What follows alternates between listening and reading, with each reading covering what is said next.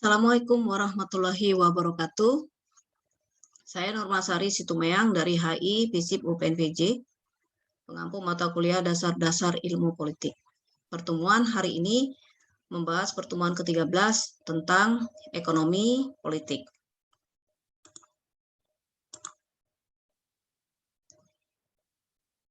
Nah, agenda pertemuan hari ini membahas tentang pengertian ekonomi politik, latar belakang lahirnya ekonomi politik, kaitan antara ekonomi dan politik, mengapa perlu mempelajari ekonomi politik, tujuan dan manfaat mempelajari ekonomi politik, pendekatan ekonomi politik dan politik ekonomi, negara dalam ekonomi politik, dan pasar dalam ekonomi politik.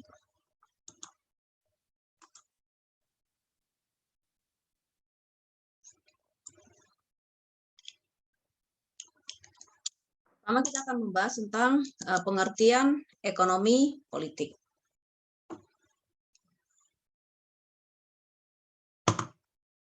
Menurut Mukhtar Mas'ud, ekonomi politik adalah pembedaan antara ekonomi sebagai ilmu tentang kekayaan dan politik sebagai ilmu tentang kekuasaan hanya untuk tujuan analitis. Dalam dunia nyata, antara kekayaan dan kekuasaan tidak dapat dipisahkan. Menurut Martin Staniland. Martin Staniland mengajukan paparan tentang ekonomi politik, yakni hubungan antara ekonomi dan politik. Ia memiliki dua sisi, yakni eksplanatory maupun normatif. Ini juga mengajukan pertanyaan mengenai bagaimana kedua proses tersebut saling terkait dan bagaimana seharusnya mereka terkait. Selanjutnya adalah Caporaso dan Levin. Ini pada awalnya ekonomi politik dimaksudkan untuk memberi saran pada penguasa dalam mengelola masalah-masalah ekonomi. Selanjutnya, lebih diartikan sebagai analisis ekonomi terhadap masalah-masalah politik. Kajian ini juga mempelajari institusi politik sebagai entitas yang bersinggungan dengan pengambilan keputusan, berusaha mempengaruhi pengambilan keputusan dan pilihan.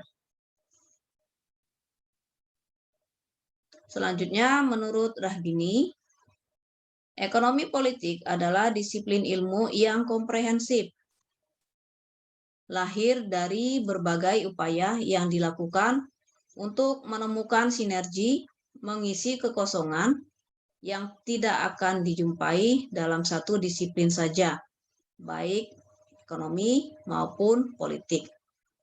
Nah, dia memberikan contoh adalah krisis di Asia tahun 1997 dan 1998. Selanjutnya, menurut Neopolitical Economic, ekonomi politik sebagai analisis ekonomi terhadap proses politik. Latar belakang lahirnya ilmu ekonomi politik. Karena kebutuhan manusia relatif tidak terbatas. Ilmu ekonomi mengajarkan bagaimana manusia atau sekelompok manusia membuat pilihan-pilihan terbaik.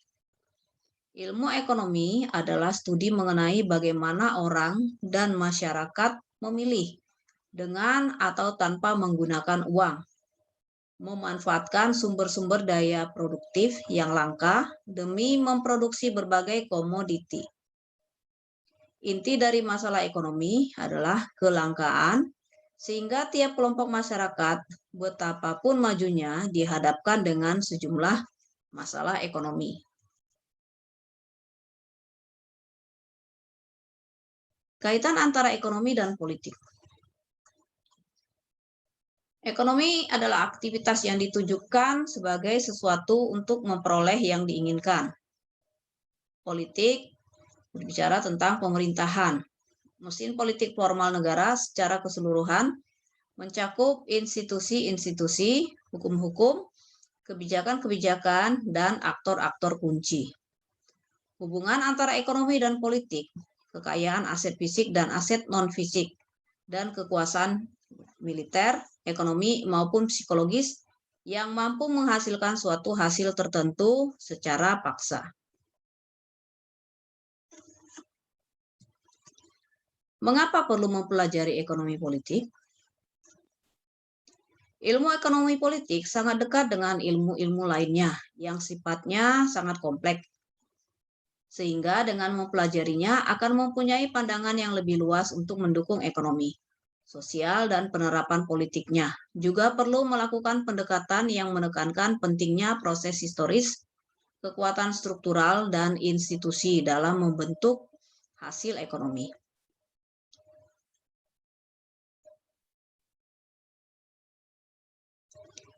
Ekonomi politik mempunyai peran penting untuk dipelajari. Bagaimana melakukan kebijakan dari hubungan ekonomi serta politik dengan mempertimbangkan hubungan dengan ilmu-ilmu lainnya.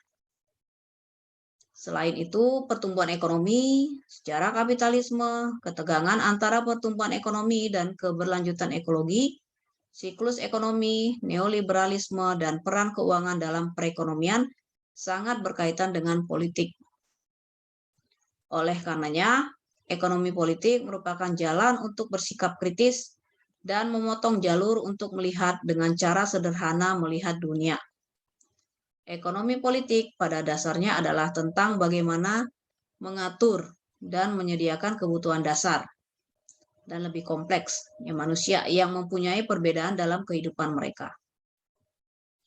Ekonomi politik peduli dengan perbedaan pandangan manusia tentang ekonomi dan politik yang lebih dari sekedar ekonomi neoklasik.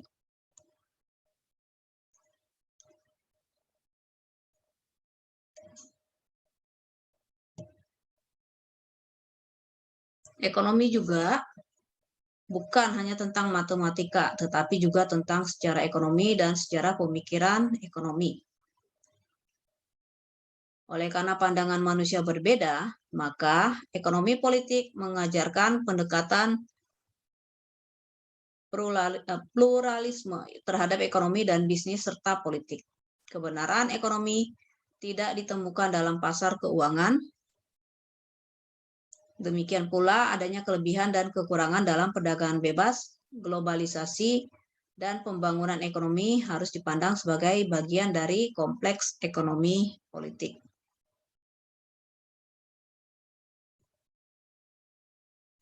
Selanjutnya kita membahas tujuan dan manfaat mempelajari ekonomi politik. Mempelajari ekonomi politik bertujuan agar dapat memahami masalah yang dihadapi dalam dunia ekonomi politik dan memungkinkan untuk berfokus kepada solusi permasalahan yang dihadapi, sehingga dapat diperoleh keterampilan dan pengetahuan analitis mengenai masalah ekonomi politik yang ada. Selanjutnya, dapat melakukan studi tentang kebijakan-kebijakan yang ada, bahkan mengusulkan kebijakan yang membuat kondisi lebih baik dari sebelumnya. Selain itu, kejadian masa lalu dapat dijadikan suatu pelajaran berharga dan menjadi landasan untuk menganalisa dan mengambil keputusan terbaik.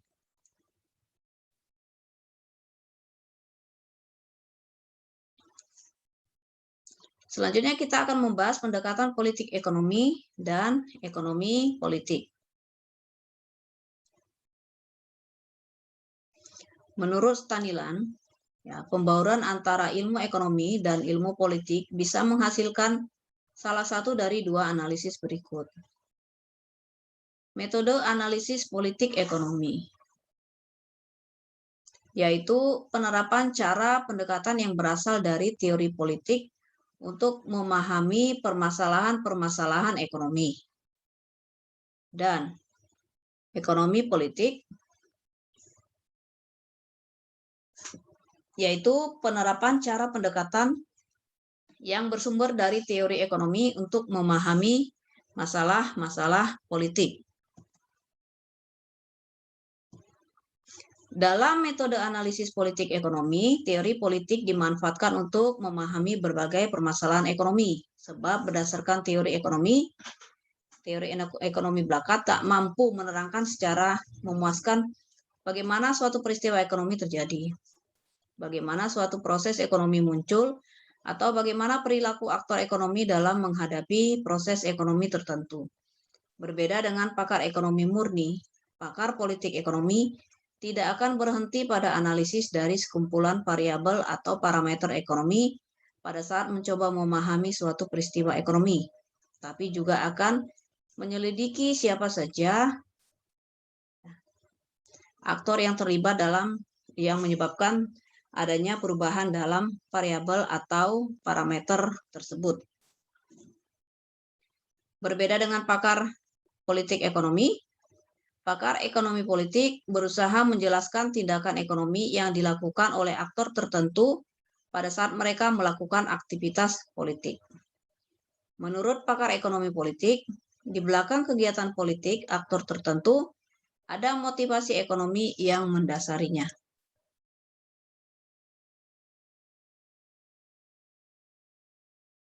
Selanjutnya kita akan bahas negara dalam ekonomi politik.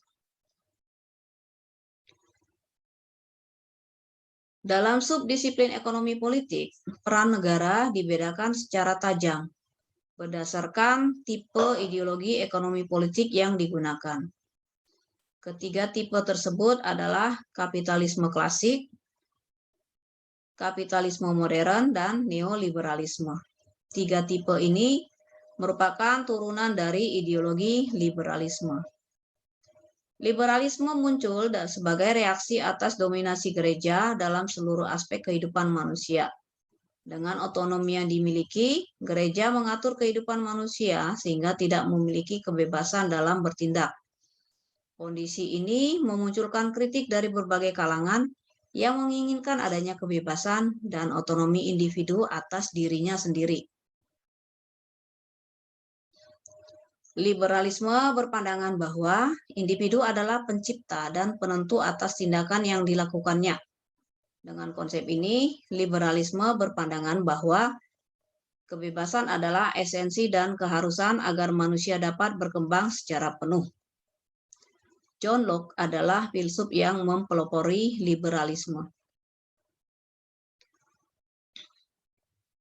John Locke berpendapat bahwa kebebasan yang menjadi nilai dasar liberalisme dipahami sebagai ketidakhadiran intervensi eksternal dalam aktivitas individu. Manusia sejatinya memiliki 3 hak dasar yang tidak dapat diganggu-gugat, yaitu hak hidup, kebebasan, dan hak atas kepemilikan. Liberalisme Locke atau dikenal dengan liberalisme klasik menjadi falsafah dasar bagi Adam Smith dalam merumuskan konsep ekonomi klasik yang melahirkan kapitalisme klasik. Pada dasarnya, konteks sosiohistoris munculnya kapitalisme klasik sama seperti munculnya liberalisme klasik, yaitu adanya dominasi gereja. Pada abad pertengahan di Eropa, sistem ekonomi dijalankan dengan tekanan dan monopoli dari gereja, negara, dan komunitas.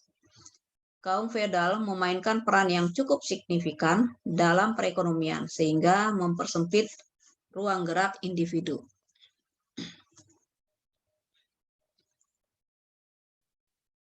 Kondisi ini memunculkan reaksi dari berbagai kalangan. Tokoh seperti Voltaire muncul mempelopori abad pencerahan, sehingga pada masa itu muncul gagasan agar mengedepankan otonomi individu. Sebagai respon atas feodalisme ekonomi,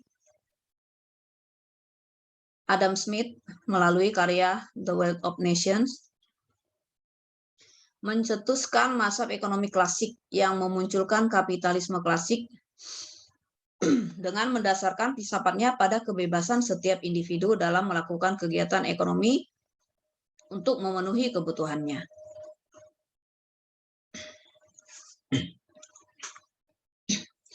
Mengenai peran negara dalam perekonomian, Locke dan Smith dalam konteks kapitalisme klasik beranggapan bahwa negara memiliki wewenang terbatas terhadap kehidupan masyarakat.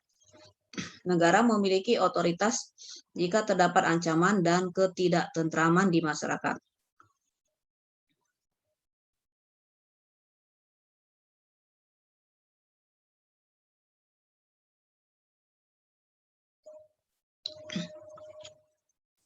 Kapitalisme klasik menempatkan negara sebagai naik watchman state, atau dalam istilah Smith disebut sebagai watchdog. Naik watchman state atau penjaga malam atau watchdog, anjing penjaga, mengibatkan negara sebagai penjaga atau security yang hanya boleh terlibat jika dibutuhkan. Dalam konteks ini, jika terjadi ketidaktentraman umum, negara hanya terlibat dalam 3 hal: pertahanan, penegakan hukum, dan penyediaan public goods. Public goods adalah seperangkat kebutuhan bersama publik ya, yang sulit disediakan dan dikelola oleh individu dan swasta. Misalnya energi, transportasi umum, dan infrastruktur.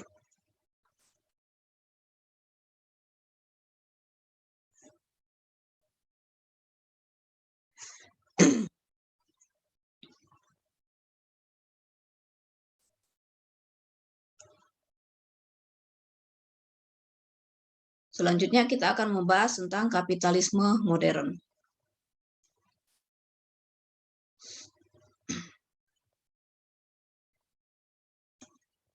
John Maynard Keynes mencetuskan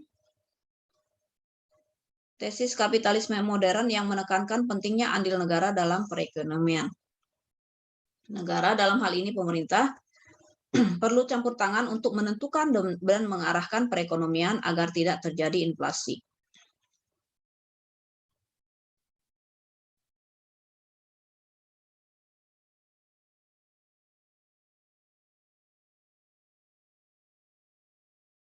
Dalam artikel What is Neoliberalism karya Doug Ehner dan Eamon Lai, disebutkan bahwa kapitalisme modern dicirikan dengan partisipasi aktif negara dalam perekonomian. Negara berperan dalam mengatur pasar dan menjaga arus supply and demand.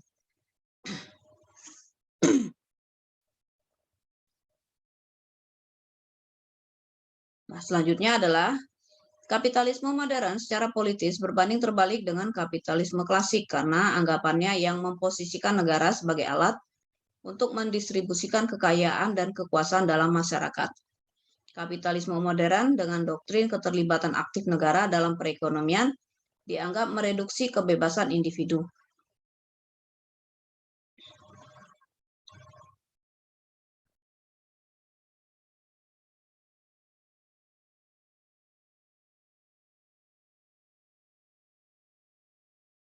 Selanjutnya, pendefinisian kembali kapitalisme klasik.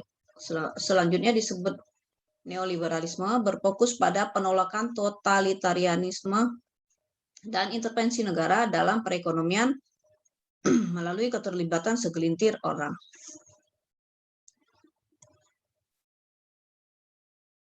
Selanjutnya kita membahas neoliberalisme.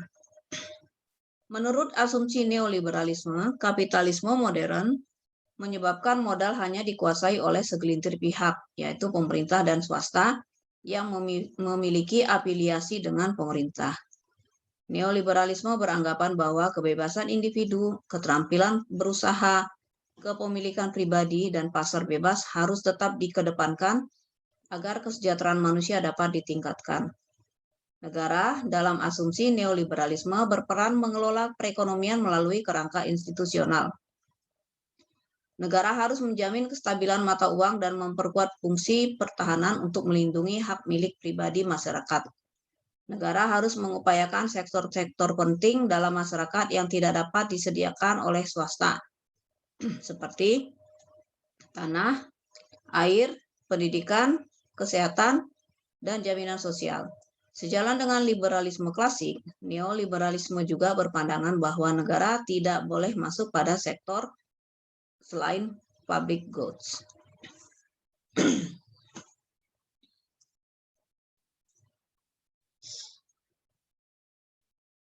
Selanjutnya kita akan membahas pasar dalam ekonomi politik.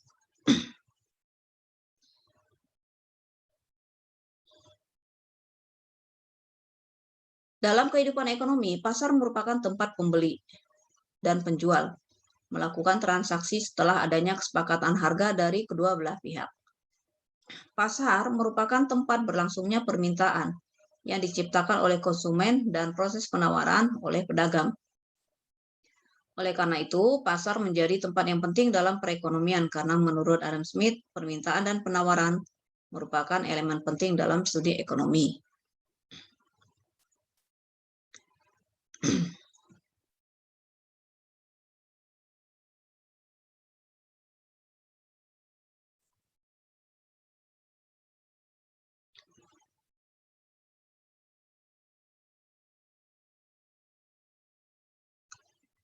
Pasar dalam studi ekonomi adalah tempat terjadinya permintaan dan penawaran terhadap barang dan jasa tertentu sehingga pada akhirnya dapat menetapkan harga keseimbangan atau harga pasar. Nah, di dalam pasar terdapat kompetisi antara sesama produsen atau penjual untuk mempengaruhi hegemoni konsumen dan menguasai pasar. Dalam konteks pasar, kompetisi diartikan sebagai hubungan antara penjual dan yang saling bersaing untuk mendapatkan keuntungan, pangsa pasar, dan jumlah penjualan.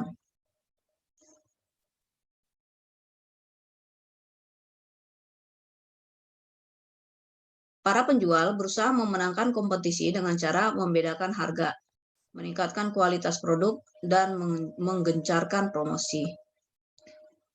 Menurut Adam Smith, seperti yang dijelaskan dalam karya The Wealth of Nations, kompetisi dalam ekonomi akan mendorong alokasi faktor produksi ke arah yang bernilai tinggi dan lebih efisien. Alokasi ini terjadi dengan sendirinya karena kondisi dan siklus ekonomi mendorong adanya kompetisi.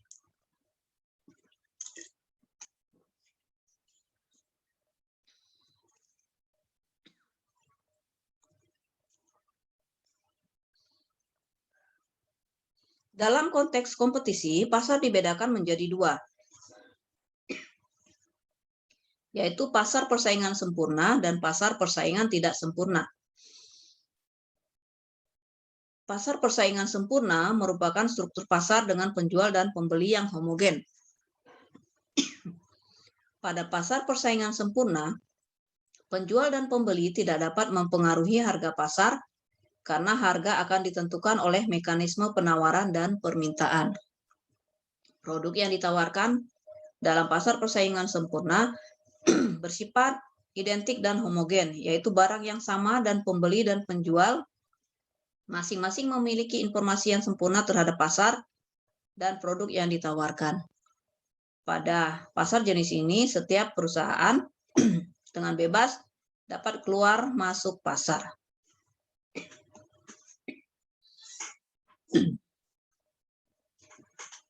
Pasar persaingan tidak sempurna merupakan struktur pasar yang terdiri dari produsen atau penjual yang mempunyai kekuatan pasar dan mampu mengendalikan harga produk. Pasar persaingan tidak sempurna terbagi atas 3 jenis. Pertama, pasar monopoli, kedua, pasar monopolistik, dan ketiga, pasar oligopoli. Dalam pasar monopoli hanya terdapat satu penjual dalam pasar, sementara pembeli terdiri dalam jumlah yang banyak. Tidak ada substitusi produk karena produsen lain tidak memiliki akses atas sumber daya atau faktor produksi dikarenakan monopoli sumber daya oleh produsen tunggal. Adanya paten dan hak cipta yang dimiliki produsen tertentu, dan adanya hak monopoli dari pemerintah. Pada pasar monopolistik, produsen dan penjual terdiri dalam jumlah yang banyak dengan produk yang banyak dan sejenis, serta adanya perbedaan selera dan orientasi konsumen terhadap produk-produk tertentu. Karakteristik pasar monopolistik memiliki persamaan dengan pasar persaingan sempurna, yaitu banyaknya jumlah pembeli dan penjual, adanya kemungkinan penjual dan pembeli untuk menentukan harga, proses keluar masuk pasar relatif mudah, dan diperlukan keunggulan dari setiap produsen untuk dapat bersaing.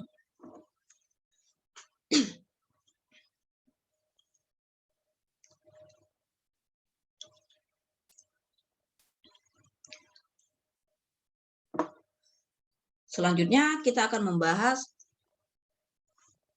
pasar oligopoli,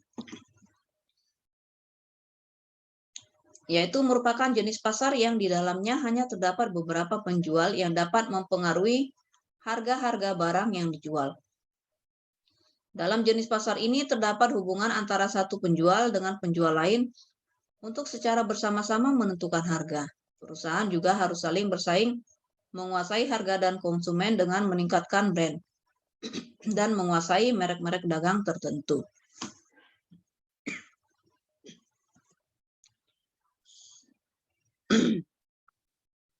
Pasar persaingan sempurna dan pasar persaingan tidak sempurna merupakan bentuk pasar yang terbentuk karena perkembangan perspektif dalam studi ekonomi politik. Asumsi ini didasarkan pada 3 perspektif dasar dalam ekonomi politik, yaitu kapitalisme klasik yang menciptakan pasar persaingan sempurna, dan kapitalisme modern dan neoliberalisme yang menciptakan pasar persaingan tidak sempurna.